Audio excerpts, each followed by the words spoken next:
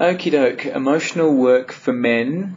This one's going to be about sins of the father.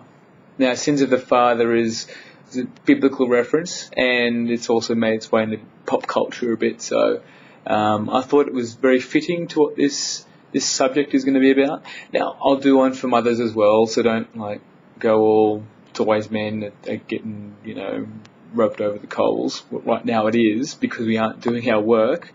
So this is some information in regards to that. Now,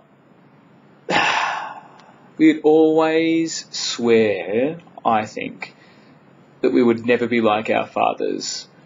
And it seems like it's under duress, we always revert to the patterns that we learnt in childhood.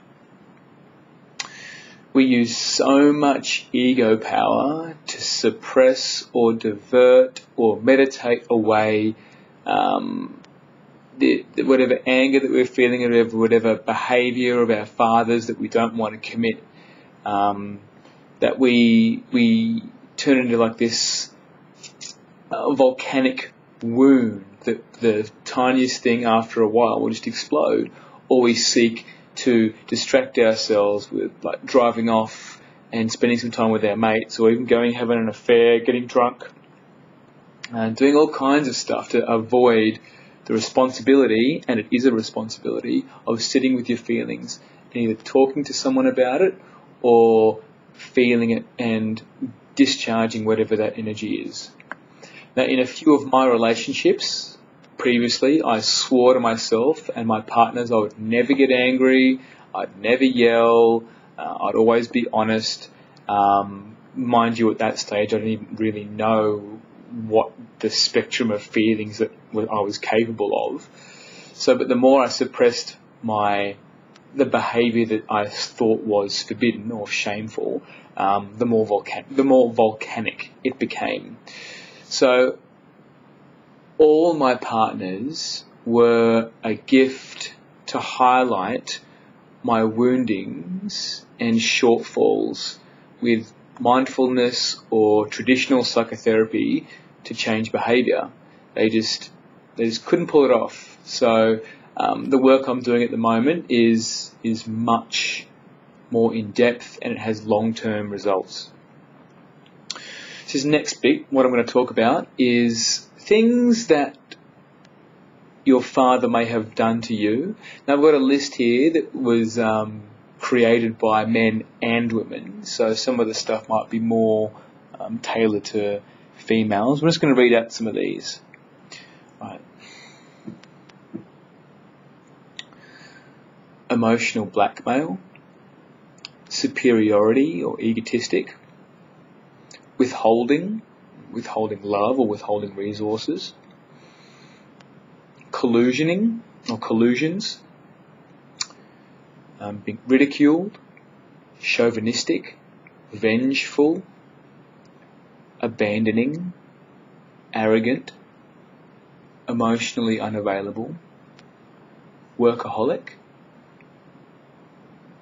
alcoholic, materialistic, flirtatious, conditional love, violent, objectifying, demanding, intimidating, irresponsible, cross-generational bonding, which is where the relationship with your children is like an adult relationship. So you talk to your child as if it was an adult, and you offload your problems onto the child as if they're an adult.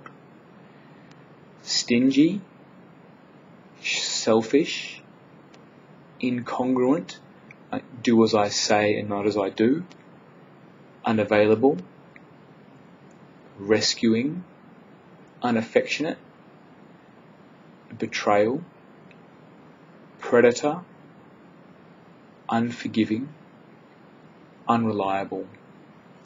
There's a few more there, but I think those are enough. So a lot of this stuff we we think that we don't do.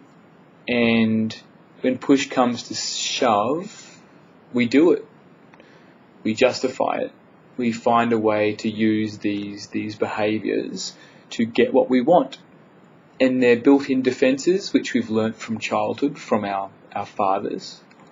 And I'll do one for mothers as well, like I mentioned before. But what this exercise was, it really brought the energy of the room down, just talking about this stuff. And then we need to own it, which means I am judgmental. I am passive aggressive, and I know I have got passive aggressive traits in me. And so we go through the list and we identify patterns of behaviour that we do, and then we own it. Okay. I objectify women. I use emotional blackmail. I withhold resources. And I've done this in relationships, and it's always seemed like I was justified, like I was hurt. Basically, I was hurt. And it doesn't make it right, but these are the patterns of behaviour that you get when you're not loving. When you don't love someone, these are the patterns of behaviour that you revert to. It's the default, it's your baseline, it's your foundation. And psychotherapy doesn't come close to weeding this stuff out. But body psychotherapy does. The stuff that I've been doing is amazing, and it's changing the way in which I relate to people, and it feels fantastic. So you can go through this list on your own if you want to, and you can try and use whatever techniques that you have, and owning it is really hard because it makes you really angry and really sad at the same time. But once you see that you have these in you, you're much more forgiving and you're much more aware of some of your behaviours. So, doing the shadow and lower self work on this list will set you free. Acknowledging that you have some of these traits will also set you free. You aren't a bad man for having these traits, because they were given to you by your parents. You need to unlearn them. It is your responsibility now to unlearn these behaviours. Admit to the people that you've done this to. That might help. We didn't actually do that, but that might help. Maybe not. Forget that. But owning it in you is really important. So, on that note, that's what I have for sins of the father. And giving these to your sons and daughters, or doing this to your sons and daughters, is inevitable if you don't own it now. At least if you own it and you already have kids, you can show them the way. You can be the role model, and you can be the role model for other men and other women out there.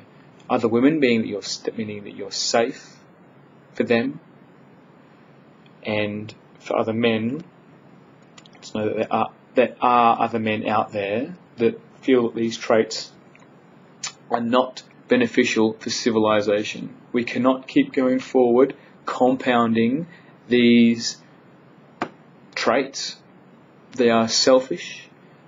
They are not conducive to a loving civilization.